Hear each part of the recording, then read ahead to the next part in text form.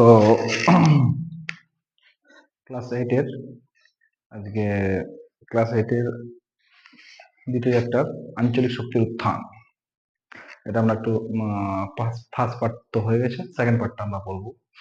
যে প্রথমে আঞ্চলিক শক্তির উত্থান হচ্ছে যে মোগল সাম্রাজ্যের যখন ধ্বংস হয়, ঠিক আছে, তো কেন্দ্রীয় শক্তি যখন ধ্বংস হয়, ঔরঙ্গজেব 1707 খ্রিস্টাব্দে মারা যায়, তারপরে ধ্বংসের পথে চলে যায়। তো তো কেন্দ্রীয় শক্তি যখন দুর্বল হয়ে যায়, আমাদের ভারতবর্ষে, ভারতীয় উপমহাদেশে তিনটা বড় বড় রাজ্য গঠিত হয়। আঞ্চলিক শক্তি তিনটা বড় বড়, তার মধ্যে একটা ছিল বাংলা, তারপর তার মধ্যে একটা ছিল হায়দ্রাবাদ আর অযোধ্যা। তো বাংলা সম্পর্কে আমরা একটু একটু পড়েছি, একটু পড়েছি এর আগের ভিডিওতে। হুম তারপরে বাংলাতে প্রথম যেরকম ঔরঙ্গজেব প্রথমে মুর্শিদ কুলি খাঁকে দেওয়ান হিসেবে পাঠিয়েছিল, তারপরে আলীবর্দী খাঁ, তারপরে সিরাজউদ্দৌলা, বাংলাটা হয়ে গেছে। তারপরে যেটা আমরা পড়বো আজকে, যে টপিক আজকে পৃষ্ঠা হচ্ছে 18 পেজ। টপিকটা হচ্ছে হায়দ্রাবাদ। হায়দ্রাবাদ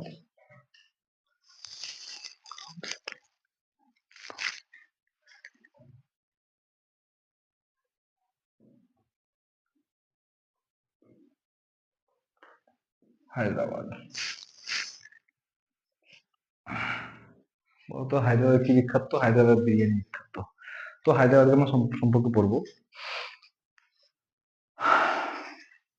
তো মুঘল সাম্রাজ্যে একজন শক্তিশালী বলবান অভিজাত লোক ছিল, যার নাম হচ্ছে মীর কামারউদ্দিন খান সিদ্দিকী। মীর কামারউদ্দিন খান সিদ্দিকী, সে লোকটার নাম হচ্ছে কি মীর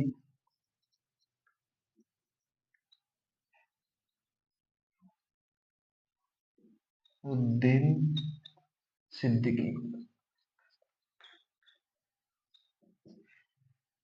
এই লোকটাকে ঔরঙ্গজেব হায়দ্রাবাদে পাঠিয়েছিল, ঠিক আছে। মীর কামারউদ্দিন খান সিদ্দিকী ঔরঙ্গজেব কে হায়দ্রাবাদে পাঠিয়েছিল। তো ঔরঙ্গজেব এর একটা উপাধি দিয়েছিল, উপাধির নাম টাইটেল দিয়েছিল, যার নাম হচ্ছে চিঙ্কুরিজ খাঁ। এই মীর কামারউদ্দিন খানকে একটা উপাধি দিয়েছিল, কে দিয়েছিল? চিঙ্কুরিজ খাঁ।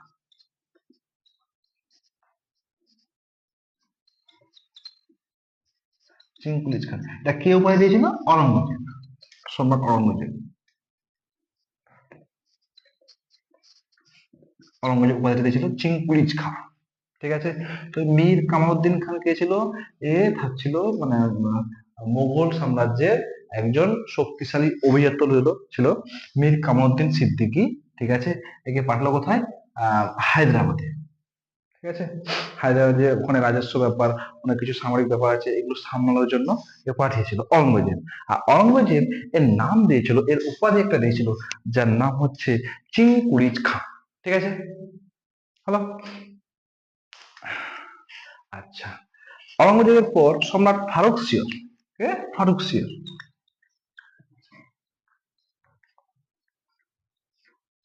ফারুকসিয়র ফারুকসিয়র একটা উপাধি দিয়েছিল, সেটা হচ্ছে কি নিজাম উল মুলক।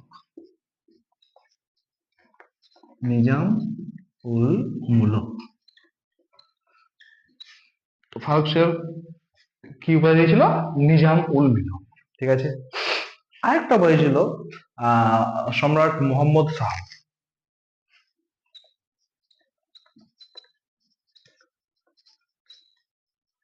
কি উপাধি ছিল? আহ আহ, আসাফ ঝা। কে? আসাফ ঝা। আসাফ ঝা, ঠিক আছে। তো এই তিনটা উপাধি, ঠিক আছে। এই মীর কামারউদ্দিন সিদ্দিকীকে ঔরঙ্গজেব কি উপাধি দিল? চিঙ্কুরিজ খাঁ। ফারুকসিয়র কি দিল? নিজামুল মুলক। আর সম্রাট মোহাম্মদ শাহ কি উপাধি দিল? আসাদ শাহ, ঠিক আছে, ঠিক আছে। আর এই মীর কামারউদ্দিন খাঁ বা চিঙ্কুরিজ খাঁ বা নিজামুল মুলক, আসাদ শাহ একটাই লোক, এগুলো হচ্ছে এর উপাধি, ঠিক আছে। এ 1724 খ্রিস্টাব্দে হায়দ্রাবাদ রাজ্য প্রতিষ্ঠা করেন। কত খ্রিস্টাব্দে? 1724 খ্রিস্টাব্দে এই রাজ্যটা প্রতিষ্ঠা করে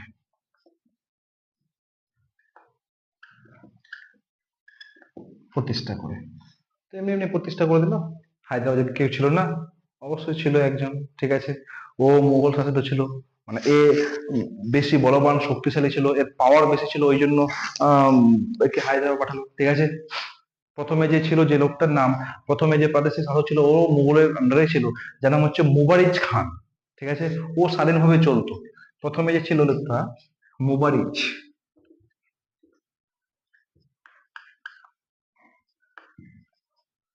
মুবারিজ খান ছিল। ঠিক আছে, একে হারিয়ে একে হারিয়ে নিজামুল মুলক বা মীর কামুদ্দিন খাঁ, এর সাথে যে একে হারিয়েছিল কত খ্রিস্টাব্দে? 1723 খ্রিস্টাব্দে। 23 খ্রিস্টাব্দে হারিয়ে তারপর 1724 খ্রিস্টাব্দে হায়দ্রাবাদ রাজ্যের প্রতিষ্ঠা করে। ঠিক আছে, হায়দ্রাবাদ যে অঞ্চলটা প্রতিষ্ঠা করে, কাকে হারিয়ে? এই মুবারিদ খাঁকে হারিয়ে। কে হারিয়েছিল? মীর কামাউদ্দিন খান বা চিঙ্কুলিজ খাঁ বা নিজামুদ্দিন, নিজাম উল মুলক বা আসাফ জাহ।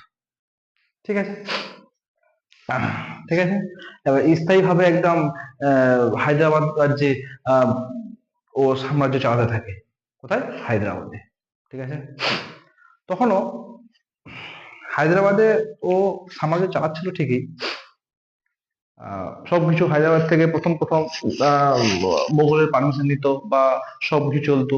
তারপরে নিজের একটা স্বশাসিত মানে অঞ্চল গঠন করলো, যে মানে আহ, আর মুঘলের উপর নির্ভর করে থাকলো না, যে সব সময় যে মুঘলদের উপর নির্ভর করে থাকবে। একদম নিজের স্বশাসিত একটা সাম্রাজ্য গঠন করলো এই নিজামুল।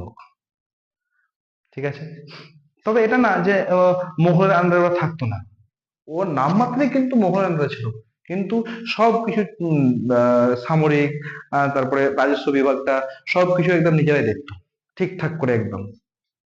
ঠিক আছে, ইভেন ওরা ওই নিজামুল মুলো আহ, মুঘলদের মুদ্রা চালাতো।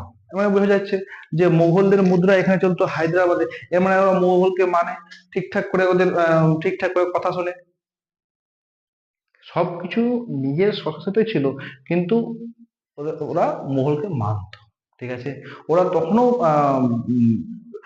মুঘলের আন্ডারে ছিল। ঠিক আছে, মুঘলের অধীনে ছিল হায়দ্রাবাদ রাজ্যের নিজাম। কারণ তাদের নামে এই মুঘল সম্রাটের নামে খুতবা পাঠ করা হতো। খুতবা হচ্ছে মুসলিমদের একটা আহ, মুসলিম ভাষণ। খুতবা কারোর নামে ভাষণ করা হতো। ঠিক আছে, খুতবা পাঠ হতো, ওদের মুদ্রা চলতো সেখানে হায়দ্রাবাদে। ঠিক আছে, তো উম, তারপরে ওই নিজামুল নিজের রাজ্যে কিছু কিছু পরিবর্তন এনেছিল, মানে কিছু একটা পরিবর্তন হয়েছিল। যেরকম আহ জায়গিরদাররা আহ বংশানুক্রমে হয়েছিল, মানে জায়গিরদার গুলো বংশানুক্রমে। যেরকম আমি জায়গিরদার, আমার ছেলেও জায়গিরদার, তার ছেলেও জায়গিরদার, এই বংশানুক্রমিক ব্যাপারটা চলে এসেছিল। ঠিক আছে, তাদের প্রশাসনে নতুন নতুন আহ, লোককে আপডেট করলো, মানে প্রশাসনে স্ট্রং করলো, প্রশাসনিক যে বিভাগটা স্ট্রং করলো। ঠিক আছে, অনেক চেঞ্জ নিয়ে এসেছিল এই নিজাম। এই জন্য বড় সড়ো আহ নামি দামি আহ নিজাম যে সাম্রাজ্য গঠন করেছিল এরকম এরকম না, অনেক পরিবর্তন, অনেক নিয়ে এসেছিল নিজের সাম্রাজ্যে। ঠিক আছে, জায়গার দ্বারা বংশানুক্রমিক হয়। জায়গার দ্বারা মানে কি? যে যে কোনো একটা এলাকার একজনকে বলে দিল যে এখান থেকে রাজস্ব তুল, ব্যাস। যারা রাজস্ব কালেক্ট করে এবং কেন্দ্রে পৌঁছায় বা মোগল সাম্রাজ্যে পৌঁছায়, তাদেরকে আমরা জায়গিরদার বলবো। জমি জমার যে হিসাব নিকেশ, কত কি জমি ভাড়া দিয়ে যেগুলো রাজস্ব তুলতো, সেগুলো আবার মোগল সাম্রাজ্যে পাঠাতে হতো। এরা হচ্ছে জায়গিরদার, যারা এই কাজটা করতো সেটা হচ্ছে জায়গিরদার। ঠিক আছে, তো এটা হচ্ছে ছোট্ট করে হায়দ্রাবাদ সম্বন্ধে। তারপরে যেটা আমরা পড়বো সেটা হচ্ছে কি? অযোধ্যা।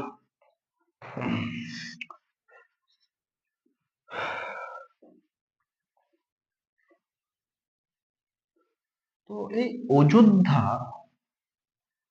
অযোধ্যা অযোধ্যা রাজ্য যে গঠন করেছিল, যে প্রতিষ্ঠা মুঘল দরবারে, ওই কিন্তু মুঘল দরবারে ছিল, যার নাম হচ্ছে সাদাত খাঁ। সাদাত খাঁ, সাদাত খাঁ, ঠিক আছে। এই লোকটা মুঘল দরবারে ও ছিল, ঠিক আছে। তো এই সাদাত খাঁকে অযোধ্যা রাজ্যে পাঠিয়েছিল। কোথায়? অযোধ্যায় পাঠিয়েছিল কি করার জন্য? আচ্ছা, তার আগে বলি যে সাদাত খাঁকে কোনো কেউ উপায় দেয়নি, দিয়েছিল। কে দিয়েছিল? সম্রাট মোহাম্মদ শাহ তাকে সম্রাট মোহাম্মদ শাহ তাকে বুরহানুমূলক উপাধি দেয়। সম্রাট মোহাম্মদ শাহ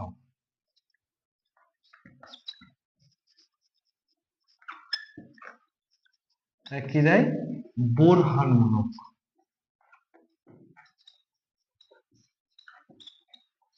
এই উপাধি দেয়। কাকে? সাদাত খানকে। কে দেয়? সম্রাট মোহাম্মদ শাহ সাদাত খানকে বুরহানুমূলক উপাধি দেয়। আর এই সাদাত খানকে আহ, এই অযোধ্যাতে পাঠাবার একটাই কারণ ছিল, যে সেখানকার যে ভিতরের যে বিভিন্ন ধরনের বিদ্রোহ দমন করতে। সাদাত খান ছিল একটা শক্তিশালী, বলবান, আর ক্ষমতাও ছিল। ওই জন্য সাদাত খানকে পাঠাচ্ছিল কোথায়? আম, অযোধ্যায়। আহ, সেখানকার অভ্যন্তরীণ যে বিদ্রোহগুলো, ঠিক আছে, ওইগুলো দমন করতে সাদাত খানকে পাঠিয়েছিল। আর সেই বিদ্রোহ, ওই ওই অঞ্চলের বিদ্রোহ দমন করার জন্য আহ, সাদাত খাঁ কি করে, এই মোগলের হাত ধরে তার জামাই, যার নাম হচ্ছে সফদরজং, কে? সাদাত খান তাদের এই যে বুরহানমূলক, সাদাত খানের জামাইকে, জামাই সফদরজং,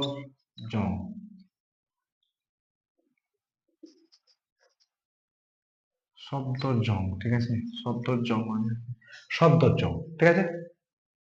তাকে সফদরজংকে, তার এই সাদাত খানের জামাই সফদরজংকে আহ সাম্রাজ্যে বসায়, সম্রাট করে দেয়, ঠিক আছে, মানে ভালোভাবে কাজ করার জন্য, ঠিক আছে। তাকে সফদরজংকে কে করলো সম্রাট? সাদাত খান, ঠিক আছে। আর অযোধ্যায় একদম সফদরজংকে অযোধ্যায় একদম প্রশাসনে নিযুক্ত করে দেয়, ঠিক আছে। তারপরে সাহাদ খানও কিছু কিছু চেঞ্জ নিয়ে এসেছিল, অযোধ্যায় কিছু কিছু চেঞ্জ নিয়ে এসেছিল, যেটা আম, দেওয়ান দপ্তরের যে দেওয়ান দপ্তরটা ছিল, ওটার নিয়ন্ত্রণ করতে, এবং দেওয়ান দপ্তরটা কিছু পরিবর্তন করেছিল, ঠিক আছে। দেওয়ান দপ্তরটা কিছু পরিবর্তন করেছিল, ঠিক আছে। আচ্ছা, এখান থেকে একটা কোশ্চেন আছে যে সাদাত খাঁ অযোধ্যা রাজ্য প্রতিষ্ঠা করলো, এরও কি ঠিকঠাক করে মুঘলের সাথে কানেকশন ঠিকঠাক ছিল? হ্যাঁ, ছিল। তো পরবর্তীকালে ছিল, কিন্তু পরবর্তীকালে মোগলের আন্ডারে ছিল ঠিকই, কিন্তু সব কিছু যে ওই সাম্রাজ্যে সামলাতো নিজেই, সব A to Z কাজ করতো কে? এই সাদাত খান। মোগল সেরকম ভাবে একসময় ওদের সাথে সম্পর্ক ছিন্ন হয়ে যায়, মোগলের সাথে একসময় সম্পর্ক ছিন্ন হয়ে যায়। সবকিছু ভিতরের আহ প্রশাসনিক, রাজস্ব, সবকিছু চালাতো কে? সাদাত খান। একসময় রাজস্ব দিত না, মানে ট্যাক্স, খাজনা যাকে বলে, জমির যে খাজনাটা মোগলদেরকে পাঠাতো না, বন্ধ করে দিয়েছিল, ঠিক আছে। তারপরে এই সাদাত খান আরো কিছু কিছু চেঞ্জ নিয়ে এসেছিল দেওয়ানে। তারপরে নতুন নতুন এই সামরিক বিভাগে নতুন নতুন লোক অ্যাড করেছিল, ঠিক আছে। আর সাদাত খান সাপোর্টে বিভিন্ন ধরনের লোক ছিল, যেরকম মুসলমানরা, আফগানরা, হিন্দুরা, সবাই ওর সাপোর্টে ছিল সাদাত খান, ঠিক আছে। তারপরে কি হয় যে 1780 খ্রিস্টাব্দে সাদাত খান মারা যায়। কত খ্রিস্টাব্দে? 1780 খ্রিস্টাব্দে সাদাত খান মারা যায়, ঠিক আছে। তারপরে সমস্ত কিছু মুঘল কিন্তু শিকার হয়, ঠিক আছে। তারপরে কি হয়? তারপরে 1754 খ্রিস্টাব্দে সফদরজং মারা যায়। সফদরজং, ঠিক আছে। এই যে সফদরজংকে সাদাত খানের জামাই। কেন ওকে নিযুক্ত করেছিল? কারণ ওকে দিয়েছিল ওখানকার বিদ্রোহ দমন করার জন্য। কাকে? সাদাত খানকে। সেই কাজটা ভালোভাবে করার জন্য তার জামাইকে সেই পদটা দিয়েছিল। কাকে? সফদরজংকে। তারপরে 1740 খ্রিস্টাব্দে, সরি 1780 হবে 1740, 1740 খ্রিস্টাব্দে সাদাত খান মারা যায়। তারপরে 1754 খ্রিস্টাব্দে কি করে সাদাত খান মারা যায়,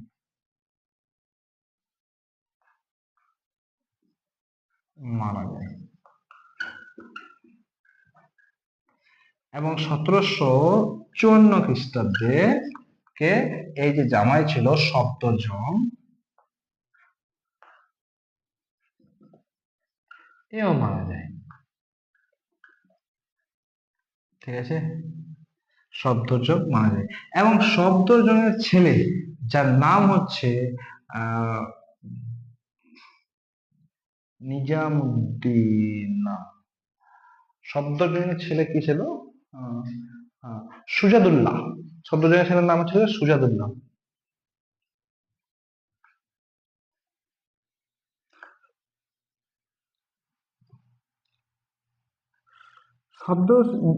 সফদরজংয়ের ছেলে, যার নাম হচ্ছে সুজাদুল্লাহ, সে কিন্তু তাকে সম্রাট বানিয়েছিল, সুজাদুল্লাহকে। এই সুজাদুল্লাহ 1718 পর থেকে সিংহাসনে বসলো, ঠিক আছে, সম্রাট হলো। তারপরে এই সুজাদুল্লাহ 1768 খ্রিস্টাব্দে হয়েছিল বক্সারের যুদ্ধ, কিন্তু ভালোভাবে তার সাম্রাজ্য চালিয়েছিল এবং ঠিকঠাক করে সাম্রাজ্য চালিয়েছিল কে, এই সুজাদুল্লাহ। তো আমরা প্রথম থেকে পড়ি যে প্রথমে আসলো কে, অযোধ্যার সাদাত খান। তারপর হচ্ছে কি তার জামাই সফদরজং, ঠিক আছে, এটা সাম্রাজ্য চালায়। তারপর হচ্ছে কি ও মারা গেল। তারপর সুজাদুল্লাহ, সুজাদুল্লাহ একদম বক্সারের যুদ্ধ পর্যন্ত শেষ পর্যন্ত ছিল, বক্সারের যুদ্ধ আগে পর্যন্ত সুজাদুল্লাহ সেখানে সাম্রাজ্য চালাতো। মুঘল সাম্রাজ্যের এই যে অযোধ্যা মুঘল সাম্রাজ্যের আন্ডারে ছিল না ঠিকই, কিন্তু যদি কখনো কিছু হতো তো বলতো যে এরা মুঘলের আন্ডারে বা ওর ওর মধ্যেই ছিল। ঠিক আছে, ব্যাস। তারপরের দিন হবে অনেক কিছু ইন্টারেস্টিং জিনিস, খুব ইন্টারেস্টিং জিনিস হবে তারপরের দিন।